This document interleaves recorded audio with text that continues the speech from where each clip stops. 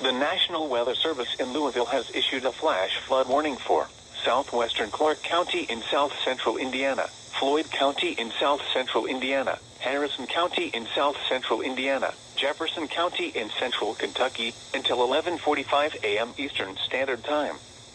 At 8:41 a.m. Eastern Standard Time, Doppler radar indicated thunderstorms producing heavy rain across the warned area. Between 1 and 3 inches of rain have fallen. Flash flooding is ongoing or expected to begin shortly. Expected hazards include flash flooding caused by thunderstorms. Source: radar.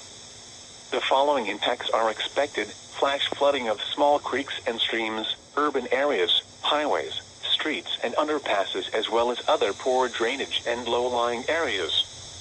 Some locations that will experience flash flooding include Louisville, Jeffersonville, New Albany, Jeffersontown, St. Matthews, Shively, Linden, Middletown, Douglas Hills and Prospect. Turn around, don't drown when encountering flooded roads. Most flood deaths occur in vehicles. Be aware of your surroundings and do not drive on flooded roads. This is the climate data.